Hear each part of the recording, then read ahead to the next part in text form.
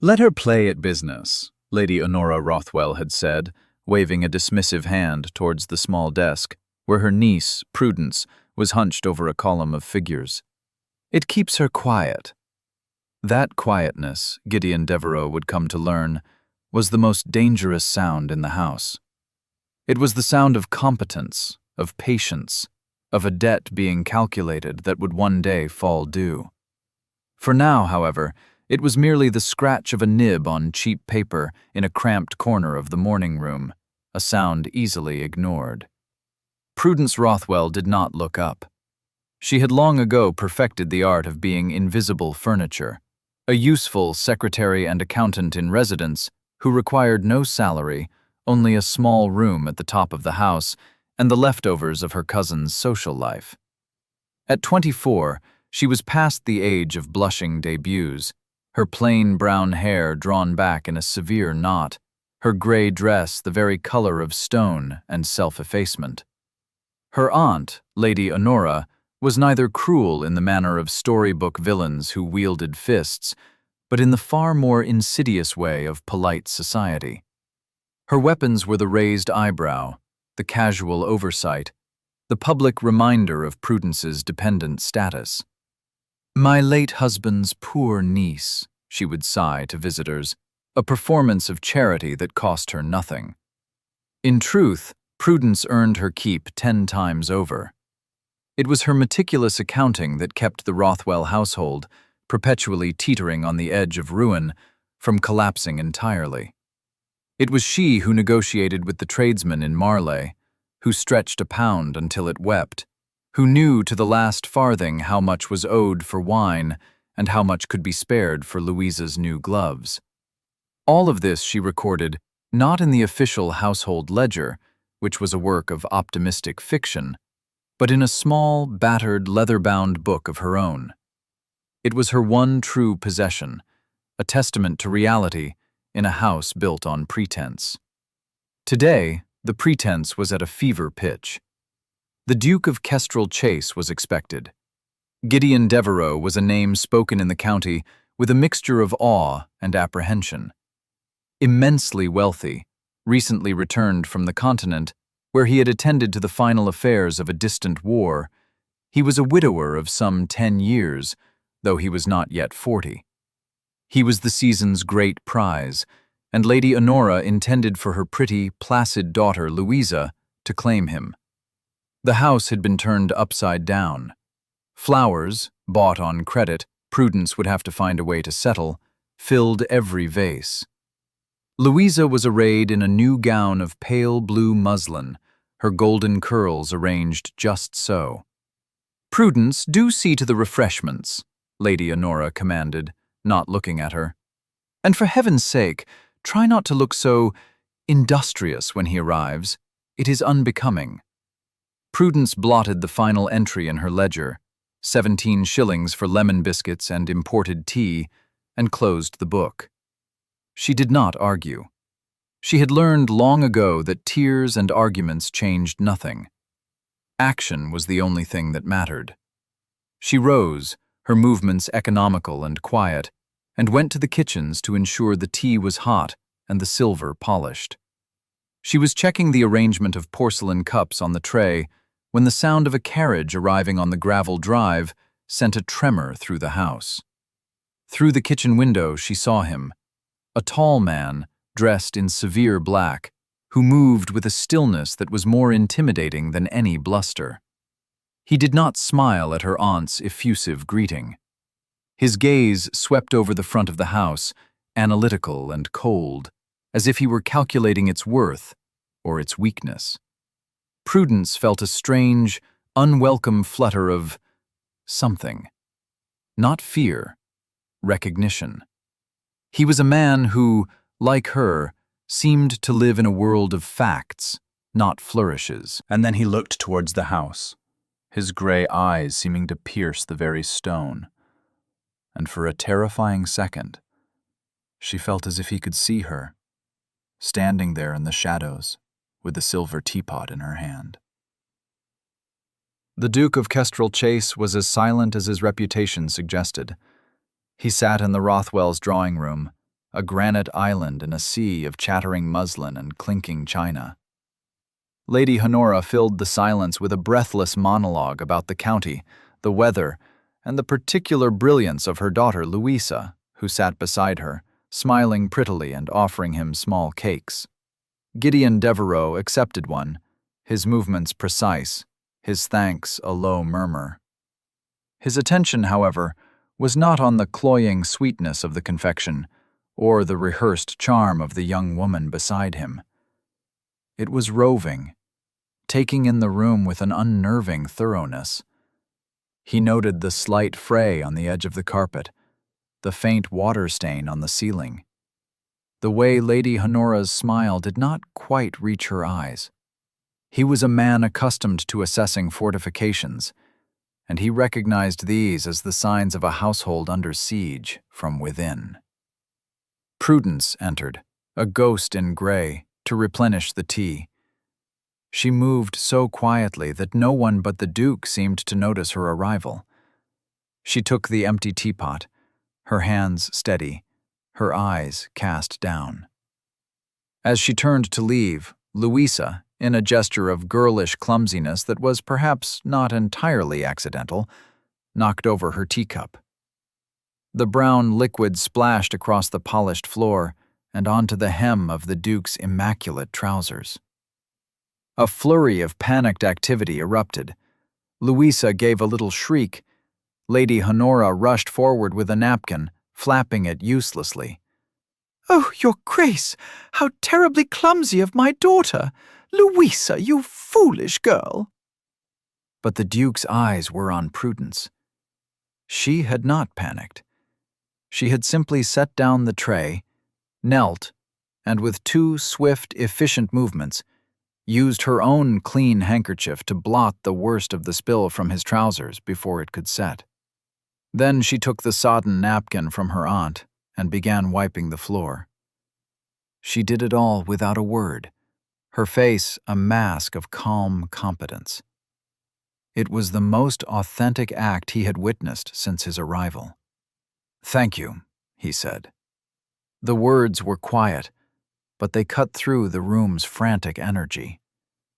Prudence looked up, startled to be addressed directly.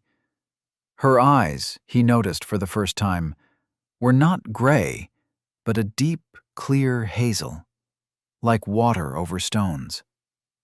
She gave a small, almost imperceptible nod, and retreated with the soiled linen and the dripping cup. Later, as Lady Honora was leading him on a tour of her sad, neglected garden, he paused by the open window of the morning room. He could hear voices from within. "I cannot believe you did that, Louisa," Lady Honora was hissing.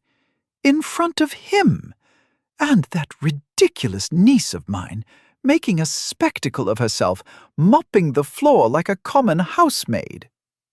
"She is always doing that," Louisa complained, "making us look bad with her efficiency." "Never you mind," her mother said, her voice dropping. "He barely noticed her. Men like the Duke do not notice plain, useful things. Now, remember to ask him about his late wife's collection of porcelain." Gideon Devereux stood perfectly still, his back to the window. He had, in fact, noticed. He had noticed everything. He had seen the way Prudence's hand had not trembled as she cleaned the spill. He had seen the way her aunt and cousin spoke of her when they believed themselves unheard. And he had noticed the small, battered ledger on the corner desk, a book that looked as worn and as resilient as the young woman who owned it. An idea, sharp and unexpected, began to form in his mind. His own estate, Kestrel Chase, was drowning in a sea of mismanaged accounts, the legacy of a steward he had recently dismissed for dishonesty. He needed someone to make sense of the chaos, someone meticulous, someone honest, someone quiet. Before he took his leave, The Duke requested a private word with Lady Honora. She led him into the late Mr. Rothwell's study, her heart fluttering with anticipation. Surely this was it, a prelude to a declaration of interest in Louisa. Gideon did not sit. He stood by the desk, his presence seeming to shrink the already small room. "Lady Honora," he began, his tone formal, "I have been much impressed by the order of your household." A blatant falsehood, but it served its purpose. Lady Honora preened. "One does one's best, Your Grace." "Indeed. So much so that I find myself in need of similar expertise. My affairs at Kestrel Chase are in a state of some disarray. I require a person of discretion and skill with figures to conduct a full audit of the estate ledgers." He paused, letting the silence build. Lady Honora's brow furrowed in confusion. "I am certain Mr. Fletcher Ingram, a dear friend of ours, could recommend a suitable man of business." "I do not want a man of business recommended by Mr. Ingram," the Duke stated flatly. "I have a different candidate in mind. Your niece, Miss Rothwell." The silence that followed was absolute. Lady Honora stared at him as if he had just proposed hiring her cat to do needlepoint. "Prudence," she finally stammered. "But she is a woman. She merely plays at sums to amuse herself." "Her amusement appears to be quite methodical," Gideon replied, his voice devoid of emotion. "I observed her earlier. She has the quiet diligence I require. I would propose to employ her for the season. I will pay her a generous wage for her services, a sum which I am sure you will agree is more than fair." He named a figure that made Lady Honora's carefully composed face go slack with shock. It was more money than she had seen in a year. The implications warred in her mind. The humiliation of the great Duke of Kestrel Chase hiring her poor relation for a task suited to a clerk versus the undeniable allure of the money and the connection to the Duke it would cement. She could spin this as an act of noble patronage on his part, an eccentric whim. "Why, Your Grace," she finally managed, forcing a brittle laugh. "How very modern of you to take an interest in the girl's little hobby. I suppose it could be an educational experience for her." Her mind was already racing. With Prudence gone, the household would be chaotic. But with the Duke's money, she could hire a proper housekeeper. And with Prudence installed at Kestrel Chase, under the Duke's roof, who knew what opportunities for Louisa might arise? "She will, of course, be properly chaperoned." "My housekeeper, Mrs. Draycott, has been with my family for 30 years, he said, his tone making it clear the matter was not open for discussion. "Miss Rothwell will be perfectly safe. She may begin on Monday." It was not a request. It was a command. When Prudence was informed of the arrangement, she said nothing. She simply looked from her aunt's triumphant face to the door through which the Duke had departed. For the first time in a decade, a path was opening before her that she had not charted herself. It was terrifying, and it felt unmistakably like an escape. She went to her room and packed her few belongings into a small trunk. At the very bottom, she placed the battered leather ledger. It was the only armor she possessed. Kestrel Chase was vast, silent, and cold. The great house stood amidst acres of parkland, its gray stone facade imposing and unwelcoming under a pale autumn sky. As Prudence stepped down from the carriage the Duke had sent for her, she felt a chill that had nothing to do with the weather. The place felt as emotionally sealed as its master. Inside, the grand entrance hall was shrouded in dust covers, the air thick with the scent of beeswax and disuse. A woman with a severely pinned gray bun and an expression of permanent disapproval met her at the door. "Miss Rothwell, I am Mrs. Draycott. His Grace is in the library. He expects you." The housekeeper's voice was as starched as her apron. She led Prudence through echoing corridors to a set of mahogany doors, knocked once, and opened it to announce her. The library was the only room that felt alive. Books lined the walls from floor to ceiling, and a fire crackled in the hearth, though it did little to dispel the room's gloom. Gideon Devereux was standing by the window, looking out at the overgrown gardens. He turned as she entered. "Miss Rothwell, welcome to Kestrel Chase." "Your Grace?" she murmured, giving a small curtsy. "Mrs. Draycott will show you to your rooms. The estate office is adjacent. You will find the ledgers there. I expect a preliminary report on their condition in 1 week." His instructions were as clipped and practical as their first conversation. There was no pretense of social nicety. This was a place of business, and she was an employee.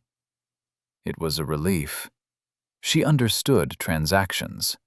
The estate office was a small, cold room dominated by a massive desk on which were piled dozens of leather-bound ledgers in a state of utter chaos. Dust lay thick on every surface. It was a far cry from her tidy corner in her aunt's morning room, but the scale of the challenge did not daunt her. It invigorated her. This was a puzzle, a grand and complex one, and she knew how to solve it. For the first week, she saw the Duke only at a distance. She took her meals on a tray in the office, working from dawn until the candles burned low. She spoke to no one but Mrs. Draycott, whose pronouncements remained curt and disapproving. Yet, on the third day, Prudence found a thick shawl draped over the back of her chair, and on the fourth, a second candlestick appeared on her desk without her having asked for it. They were small concessions, grudging acknowledgments of her diligence. Prudence began her work by creating a system. She sorted the ledgers by year, wiping the dust from each one. She found receipts stuffed between pages, bills marked paid that were not, and entries that made no sense. It was worse than she had imagined. The former steward had not just been incompetent, he had been actively fraudulent. He had been paying ghost suppliers, inflating invoices, and selling off estate assets for his own gain. Each night, before she slept, Prudence made notes in her own small ledger. Not just figures, but observations. The West Wing roof requires repair before the winter rains. See invoice for slate tiles from 1812, never used. The tenant farmers in the North Quadrant are paying rent at 3 different rates. No record of why. The apiary, which once produced 50 pounds of honey a year, is now derelict. She was not just auditing the past, she was mapping the future. On the 7th day, precisely as instructed, she presented herself at the library door with a single sheet of paper. The Duke was there, reading. He looked up as she entered. "Your report?" She handed him the paper. It was not a lengthy narrative, but a clean, concise summary of her initial findings, laid out in 3 columns: area of concern, suspected malfeasance, and immediate action required. He read it in silence. His expression did not change, but she saw his knuckles tighten on the paper. He read it a second time, more slowly. Finally, he lifted his eyes to hers. "This is comprehensive." "It is merely a summary, Your Grace. The full details are cross-referenced in my working notes." "The former steward, Mr. Vale. You believe he stole more than £20,000? Based on these initial findings, she said, her voice steady, I believe that is a conservative estimate. He was silent for a long time. The only sound was the fire hissing in the grate. Continue your work, Miss Rothwell, he said at last. You will now report to me directly at the end of each day. Bring me the facts. I will handle Mr. Vale. He did not praise her. He did not thank her. He simply accepted her competence as a fact and gave her a new instruction. For Prudence, who had spent a lifetime having her intelligence dismissed as a hobby, it was more thrilling than any compliment. The days at Kestrel Chase settled into a new rhythm. Every evening, Prudence would enter the library with her notes, and she and the Duke would review the day's findings. He would sit in his large leather chair by the fire, and she would take the smaller one opposite. He rarely spoke, but he listened with an intensity that made her feel, for the first time, truly heard. He would ask sharp, incisive questions that cut to the heart of the matter. Where is the bill of lading for that shipment of timber? Who authorized this payment to a company in London? She would provide the answers, her memory for detail precise and unwavering. She was not just his accountant. She was becoming his memory, the keeper of his estate's history. Slowly, subtly, the house began to change around her. Following a quiet suggestion from Prudence, the Duke authorized the funds to repair the West Wing roof. Masons arrived, their hammering a sign of life in the dormant halls. One evening, she mentioned the derelict apiary. The next week, a beekeeper from Marley was inspecting the hives. She had discovered, in an old almanac, a plan of the original 17th-century gardens, including a complex system of irrigation channels that had long since fallen into disuse. She left the book open on the library table. A few days later, she saw the Duke walking the overgrown grounds with the head gardener, the old book in his hand. He was restoring his home, using the map she had provided. Mrs. Draycott's gruffness began to soften.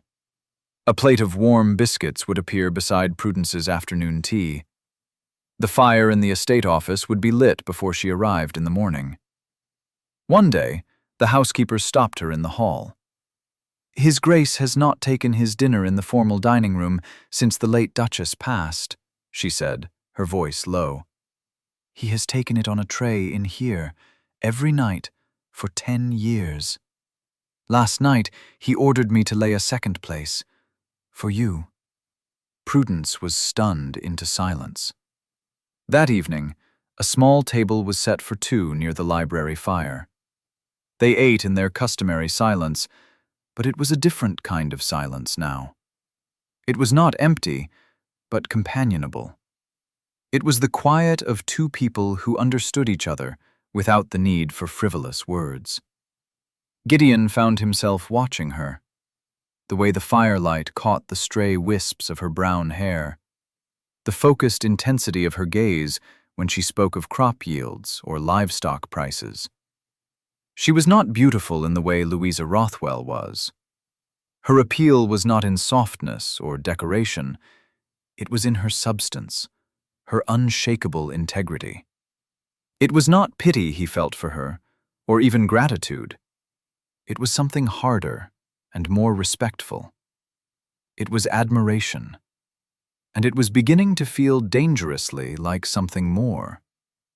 He had hired her to put his house in order, but she was quietly, methodically, putting him in order too. She was letting the light back into the shuttered rooms of his life, and he found he was not afraid of it. The fragile peace of Kestrel Chase was shattered by the arrival of a carriage bearing Lady Honora Rothwell and her daughter, Louisa. They swept into the hall on a cloud of perfume and self-importance, ostensibly to visit their dear Prudence and see how she was faring in her little enterprise. Their true purpose was far less charitable. Lady Honora had heard whispers in Marley of the changes at the estate, of the Duke's unprecedented reliance on her niece. She had come to reclaim her position at the center of his attention. With her was Mr. Fletcher Ingram, a man whose polished manners and fashionable waistcoat concealed a grasping ambition. He had been the one to recommend the dishonest steward to the Duke and had profited from the man's schemes. Prudence's audit was a direct threat to him. They found Prudence not in a dusty office, but in the library, sitting opposite the Duke, a ledger open between them as they discussed the sale of winter wheat. Lady Honora's eyes narrowed. The scene was far too intimate, too professional. "Prudence, my dear," she cried, her voice falsely bright. "Look at you, playing the grand lady of the manor. We were so worried you might be lonely." Prudence rose, her composure absolute. "Aunt Honora, Louisa, Mr. Ingram, this is a surprise." Gideon stood as well, his expression unreadable. "Lady Honora, to what do I owe the pleasure?" His voice was cold enough to frost the windows. The visit was an exercise in strained politeness. Lady Honora and Louisa chattered endlessly, their words like stones thrown into the quiet pool of the library. Ingram, meanwhile, adopted a tone of condescending concern. "Your Grace, I hope you are not taxing Miss Rothwell's delicate constitution with these complex matters," he said, gesturing to the ledgers. "Finance can be a dreadfully coarse subject for the fairer sex. I would be only too happy to look over her work, to ensure there are no feminine errors in her calculations." The Duke's eyes flashed. "Miss Rothwell's calculations are without error.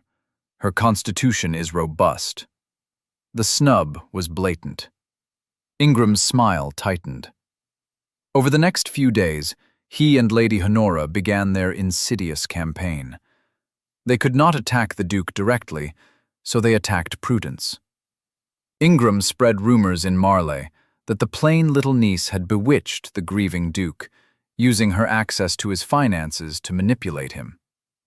Lady Honora sighed to anyone who would listen that she was terribly concerned for Prudence's reputation, alone in that great house with a man of his stature. The opposition escalated from whispers to a direct assault. Ingram, knowing the Duke's deep-seated aversion to betrayal, devised a plan. He knew the old ledgers intimately. With a key procured from a disgruntled former footman, he let himself into the estate office one night. Working by candlelight, he carefully unstitched the binding of a ledger from the previous year. He removed a page of entries and replaced it with a new one, a masterful forgery. He used aged paper and perfectly mimicked the old steward's hand.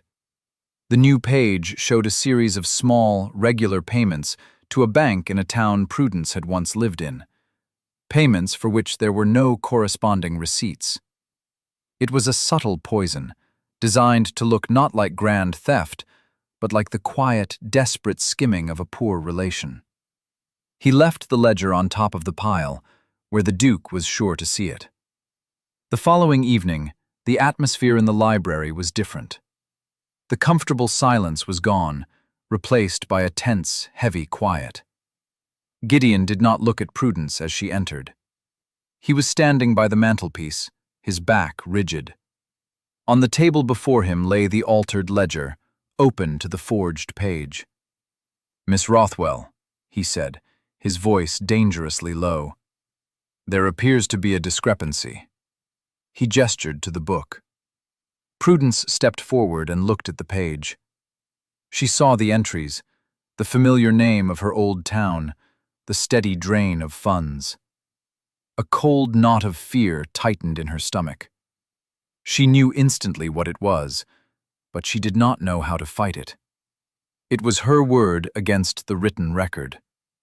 "I did not make those entries, Your Grace," she said, her voice quiet but firm. "They are not in my hand."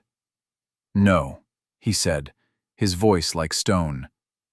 "They are in Mr. Vale's hand." from 6 months before you arrived. But the payments continued. To a bank you know well. For a single, terrible moment, she saw a flicker of doubt in his eyes. The old wound, the past betrayal he never spoke of, had been reopened. He was weighing her word against the ink on the page.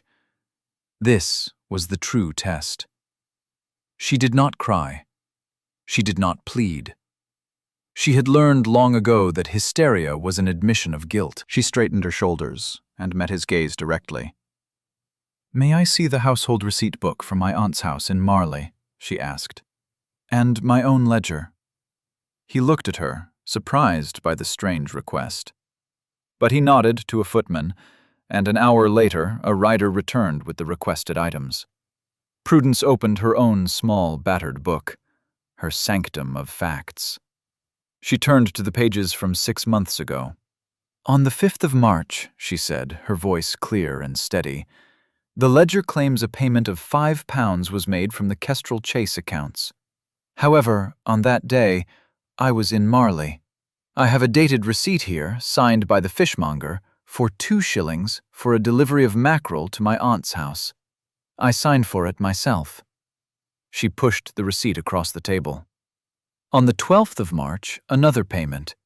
But I have an entry in my own accounts for the mending of my cousin's gloves by a seamstress in town.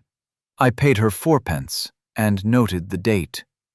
She went on, point by point, calmly, devastatingly, dismantling the forgery with the humble, irrefutable truth of her own meticulously recorded life. She built a wall of evidence, fact by meticulous fact. We'll take a very short break. If you don't want to miss new stories, please subscribe to the channel.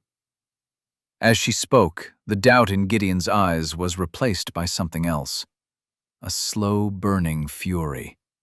He was not looking at the evidence she presented, but at her, at the quiet dignity with which she defended herself, not with appeals to emotion, but with the cold, hard steel of truth. He saw the years of thankless labor compressed into the neat columns of her little book. He saw a lifetime of being overlooked, of being underestimated, and he saw the person who had brought order to his chaotic life being threatened by the very chaos he had sought to escape. The perspective shifted, and for a moment, the library was seen not through Prudence's anxious eyes, but through his. He remembered the betrayal of his late wife's final years, a secret sickness of spending and debts she had hidden from him, revealed only after her death. It had shattered his trust in intimacy, in words spoken without proof. It had turned him into a man who believed only in ledgers, in evidence. Fletcher Ingram had known this. He had crafted his lie to appeal directly to Gideon's deepest wound. And it had almost worked. But Prudence was not like his late wife. She did not hide from facts. She wielded them. Her little book was not a record of deception, but a bastion of integrity. It was the most honest thing in the room. In that moment, watching her calm, determined face, Gideon Devereux understood 2 things with absolute clarity. First, he was in love with her. It was not a passionate, poetic love, but something far deeper. It was a love built on respect, a recognition of a spirit as solitary and as strong as his own. Second, he was going to destroy Fletcher Ingram. Not with a duel or a raised voice, but with the same quiet, methodical precision Prudence had just displayed. He would use her weapon, the truth. When she finished, a profound silence filled the room. He reached across the table, not for the ledgers, but for her hand. Her fingers were cold, stained with ink. He closed his own hand around hers. "Thank you, Prudence," he said. He had never used her first name before. The word hung in the air, an oath. "You have shown me the truth. Now, I will ensure everyone else sees it too." His voice was calm, but the fury in his eyes was a terrifying thing to behold. He had been woken from a long slumber, and his judgment would be swift and final. The plan for the public reckoning was laid with the precision of a military campaign. Gideon sent out invitations for a dinner party at Kestrel Chase. The guest list was small but strategic, comprising the most influential figures in the county. At the top of the list was Lady Arabella Beaumont, a dowager countess whose sharp tongue and even sharper mind could make or break a reputation with a single, well-aimed pronouncement. And, of course, invitations were dispatched to Lady Honora Rothwell, her daughter Louisa, and Mr. Fletcher Ingram. Lady Honora accepted with glee, certain that the Duke had seen the error of his ways and was ready to cast aside the drab niece for the glittering cousin. Ingram, confident in his forgery and the Duke's known suspicions, saw it as a victory dinner. On the night of the party, Kestrel Chase was transformed. For the first time in a decade, the great dining room was opened, the long table gleaming with polished silver and crystal. The dust covers were gone, replaced by the warm glow of 100 candles. It was a statement. The master of the house was present, and he was holding court. Prudence, at the Duke's insistence, was dressed not in her customary gray, but in a simple gown of deep green silk, a gift he had ordered for her from London. It made her hazel eyes shine. She felt exposed, a fraud in borrowed finery. But when Gideon entered the room and saw her, the look of quiet approval in his eyes gave her strength. He did not offer her his arm. Instead, he simply said, "Stay by my side tonight." It was all she needed. The guests arrived, their chatter filling the hall. Lady Honora made a grand entrance, Louisa a vision in pink at her side. Fletcher Ingram was at his most charming, bowing smoothly over Lady Arabella's hand. The old countess watched him with eyes as bright and knowing as a hawk's. Dinner began, the conversation flowing around the long table. Gideon was a reserved but impeccable host, guiding the talk, observing his guests. Ingram, seated near the head of the table, grew expansive, holding forth on matters of finance and investment, subtly positioning himself as a man of great acumen. Lady Honora hung on his every word, adding her own little barbs about the follies of amateurs dabbling in business. Prudence said nothing, eating little, her hands clenched in her lap beneath the table. The Duke would occasionally catch her eye, giving a fractional nod of reassurance. Finally, as the port was being served, Gideon rose. A hush fell over the room. "My friends," he began, his voice calm and carrying to every corner, "I have invited you here tonight not just for pleasure, but for a matter of business. As many of you know, upon my return to Kestrel Chase, I found my estate's affairs in a state of profound disorder. I therefore undertook a complete audit." He paused, his gaze sweeping the table until it rested on Fletcher Ingram. "This audit is now complete. It has revealed a systematic fraud perpetrated by my former steward, Mr. Vale, amounting to a sum in excess of £30,000. A collective gasp went through the room. Ingram's face paled slightly, but he held his confident smile. "A shocking betrayal, Your Grace," he said smoothly. "One can never be too careful in one's choice of employees." "Indeed," Gideon said, his voice like ice. But Mr. Vale did not act alone. He was aided by a local gentleman who recommended him for the post, a gentleman who received a 10% commission on every inflated invoice and ghost payment. A gentleman who, just last week, attempted to cover his tracks by forging an entry in my ledgers to implicate an innocent party. Every eye was now on Fletcher Ingram. His smile had vanished, replaced by a waxy sheen of sweat on his forehead. "This is an outrageous accusation," he blustered. On what grounds do you base this slander? Gideon did not answer. He looked to the end of the table. Miss Rothwell, perhaps you would be so kind as to assist me. Prudence stood, her heart pounding. She carried a small folio to the Duke's side. He did not open it. He simply looked at Ingram. On the 15th of April last year, Gideon stated, a payment of £200 was made to a London silver merchant for cutlery that was never delivered. The authorization bears Mr. Vale's signature. The delivery address, however, was not Kestrel Chase. It was your private residence, Mr. Ingram. I have the sworn testimony of the delivery man. Ingram shot to his feet. This is preposterous! A clerk's error! And the sale of the oak timber from the South Wood, Gideon continued, his voice relentless, sold for half its value to a company in which you are the secret principal shareholder.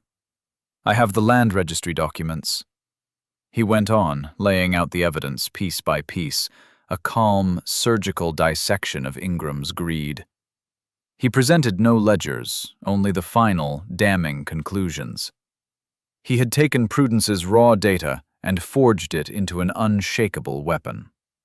Ingram began to stammer, his composure cracking under the weight of a dozen pairs of staring eyes.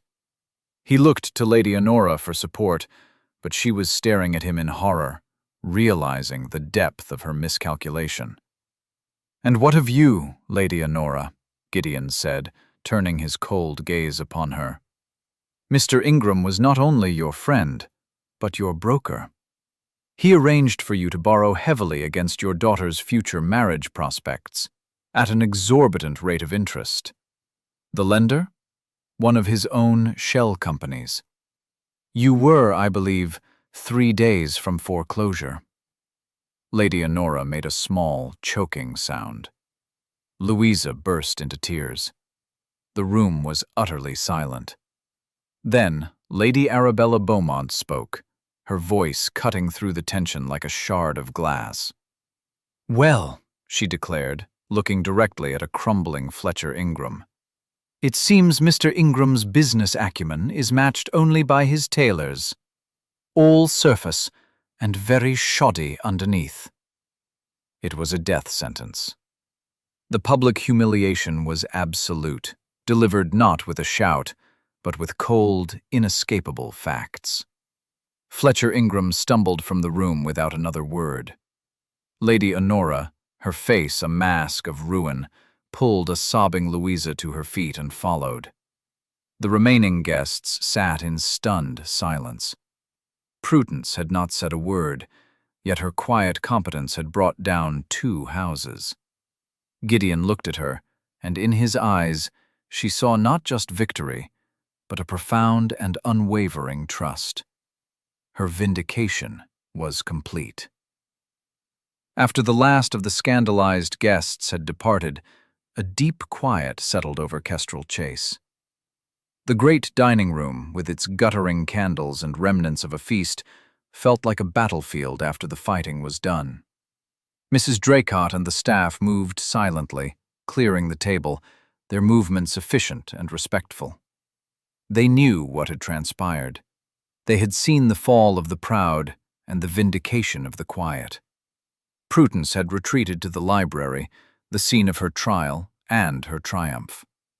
The fire had burned low, casting long shadows across the room.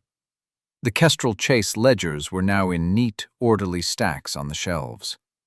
Only one book remained on the great desk, her own small, battered ledger. It lay open, a silent testament to the truth. Gideon entered the room, closing the heavy doors behind him.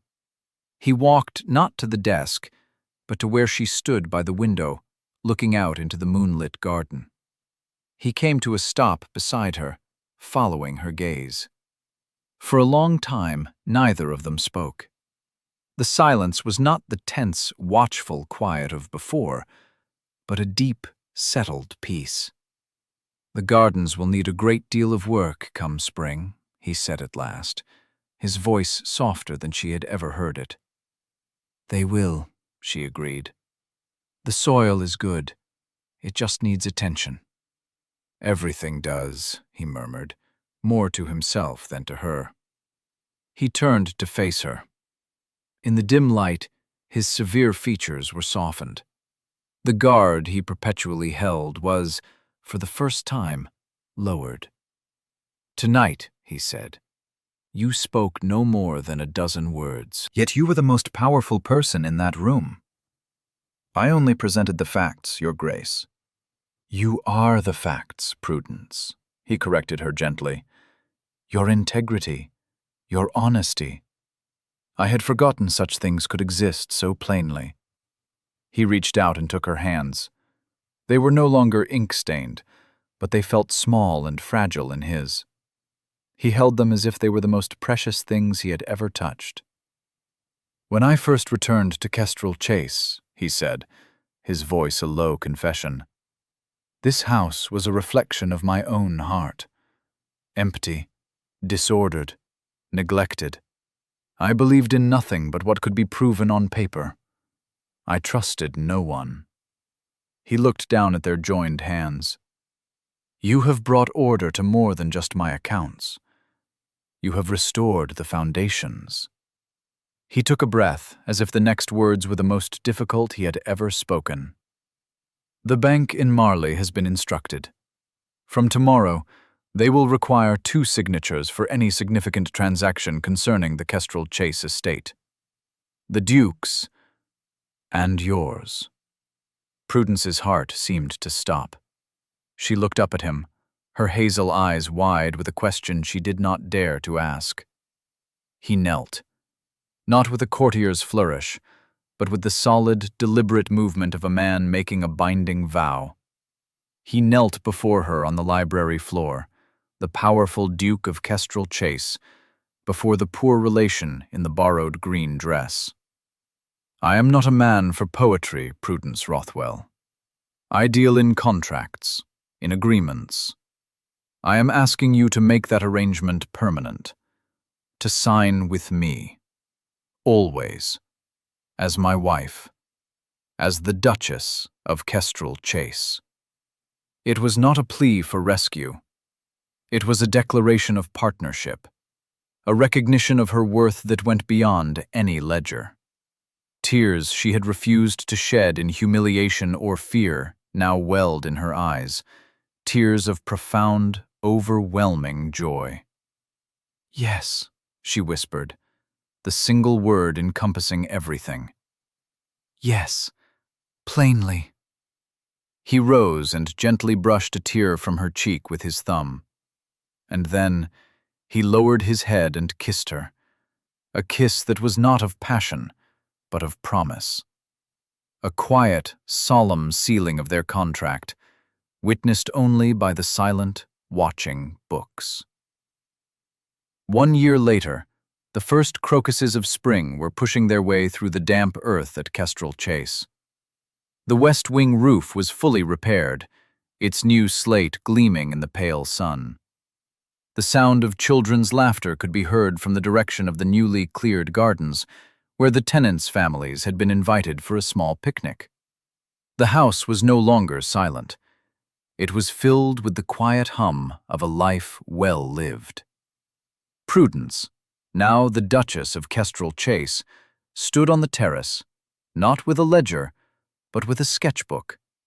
She was designing a new layout for the rose garden, her pencil moving with confident strokes. She was dressed in a simple but elegant blue gown, her hair coiled in a soft knot at her neck. A quiet joy had settled into her features, smoothing away the hard lines of her past. Gideon came out to join her, carrying 2 cups of steaming tea. He handed one to her, his fingers brushing hers. It was a small, familiar gesture that spoke of 1,000 shared moments. He stood beside her, looking at her drawing. "More order from chaos?" he asked, a rare hint of a smile touching his lips. "Just a different kind of accounting," she replied, smiling back at him. "Balancing color and light instead of shillings and pence." He placed his hand over hers on the page, a gesture of quiet possession and deep contentment. Inside, in the library, the fire burned brightly. The room was warm and welcoming. On the center of the grand mantelpiece, where a porcelain clock might have stood, sat a small, battered, leather-bound ledger. It was her first gift to him after their wedding, a symbol of the foundation upon which their life was built. A testament to the fact that the quietest voice, speaking the plainest truth, could be the most powerful sound in the world. News from Mali came infrequently. Louisa, humbled and separated from her mother's ruinous influence, had married a quiet country vicar and was said to be content. Lady Honora lived in reduced circumstances in Bath, her social ambitions forever extinguished. Fletcher Ingram had fled to the continent, a wanted man. Justice had not been loud, but it had been absolute. Mrs. Draycott, who now smiled more often than not, appeared in the doorway to the terrace. "Lady Arabella Beaumont to see you, Your Grace." Prudence turned to her husband. "Shall we face the dragon?" Gideon's smile widened. "Together," he said. The word had become their motif, their promise. Together, they turned and walked back into the warmth of the house they had rebuilt, a partnership forged in ink and sealed in trust, ready to face the world, plainly, and side by side. Thank you for listening to the story all the way to the end. Please tell us which city you're watching from and what the story made you feel. Don't forget to subscribe so you won't miss new stories.